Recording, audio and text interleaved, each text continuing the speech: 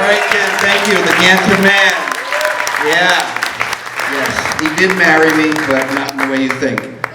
That is because I'm Irish, I'm white, and I'm straight. See, I never get any applause for that. Nothing.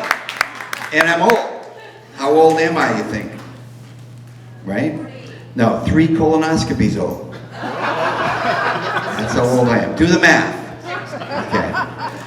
But I do have one claim to fame, and Ken alluded to that earlier, is that I'm married to a sexy, smart, salsa dancing Colombian woman. Yeah. Any Latinos out here, Latins? Yeah?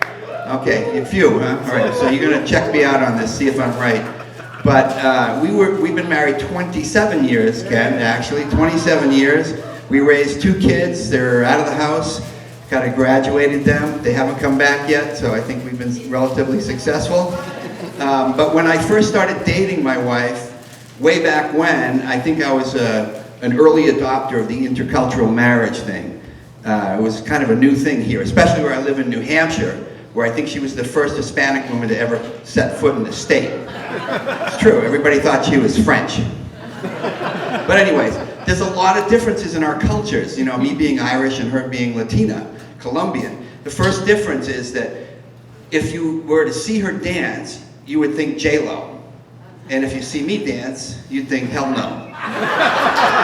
Now, it's not that I wouldn't really like to dance like Shakira, but my hips do lie. In fact, after a couple of drinks, they start telling me stuff like, hey, Wapo, looking real good, go out and do some dance moves. So, you know, like an idiot, I believe them, and I go out and start strutting my stuff. And that has gotten me banned from schools and churches and petting zoos. I know. But, you know, it's not my fault. The problem is that all, you know, when you're Irish and white, you just don't have the ability to move your hips like you're supposed to for all the Latin dancing. That's because of all the Irish dancing, think about it, right? All the Irish dancing is up and down. I know, it's ridiculous. And the Irish dance, the up and down thing is actually in our DNA, right? It's true. And we don't really even need, if you're Irish, you don't even really need your hips anymore. It's a vestigial trait. Google that one. Okay. I know, we don't even use our hips for sex. We just pass out on each other and hope for the best. But to a Latina, the only thing that matters in life is how you move. And it's all in the hips, right? It doesn't matter what kind of dancing they're doing.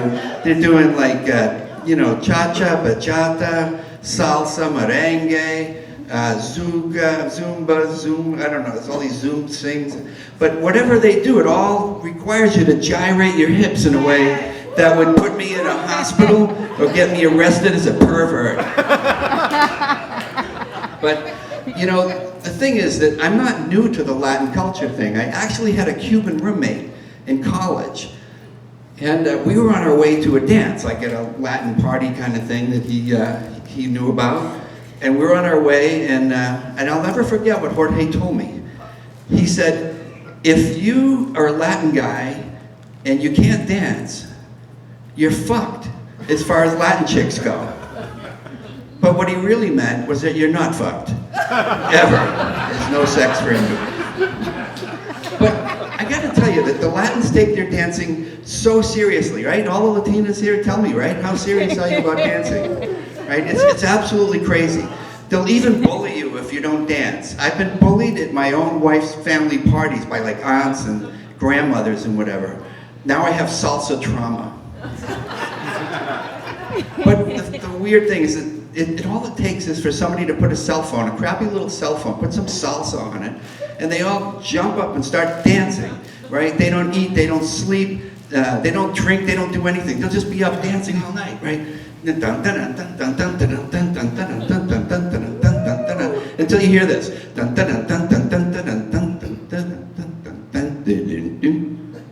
And the cell phone battery dies, which is great as far as I'm concerned. Especially because I have hidden away all of the chargers in the house. but it's for their own good. Anyways. So, back to my wife. She's been dancing a lot, up and down the East Seacoast at Eastern Seaboard, at Washington, D.C., New York City, Boston, Orlando. She even danced in the Dominican Republic. And it's really good for her. She loves it. It keeps her happy and puts her in great shape. And normally, I'm a pretty confident guy about all that. You know, she might be dancing with 20 or more ripped-ab younger guys every night. But that, you know, I'm pretty confident, as I said. Yeah. And that's, but things in the Latin dance world recently have taken an ugly turn, I think anyways. Because when she first started dancing, she was doing salsa. Everybody know what salsa looks like, right? Okay. So it's kind of, you know, like at arm's length, you're spinning around a lot, and you know, people aren't too close, and it's kind of innocent, like ballroom dancing. Then, about 10 years ago, bachata comes out. You know what bachata's like? Right, well, it's intimate, it's close, it's kind of sensual. That's bachata, right? Well, I'm still okay with that. But then, does anybody know what the new thing is? What is it? No, it's called sensual bachata. I'm not kidding, that's how they say it when they announce it, which makes you really nervous. But, so if regular bachata, you might ask, is already sensual and intimate, what does sensual bachata look like? Do you ever bring your dog to a park? Yeah, you got it. See, yeah, it's funny. So your dog is sniffing around, you know, smelling the other dogs, going in a circle, and everything looks good. Oh, isn't that cute? My dog has a new friend. But then the other dog jumps on your dog and just starts going for it in the park, right in front of everybody. Well, that's sensual bachata. It's true. Now listen, I do trust my wife, although she trusts everybody who's either Hispanic or can speak Spanish or dance salsa. But Irish people, like me, we don't trust anyone, especially other Irish people. Maybe that's because of the potato famine or the IRA bombings, or lest we forget, the Irish Catholic priests touching the little altar boys' peepees. I'm sorry, did I go too far?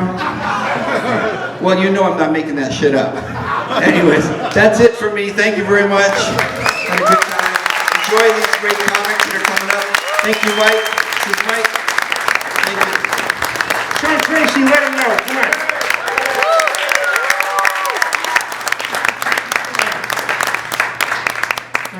I'm getting old.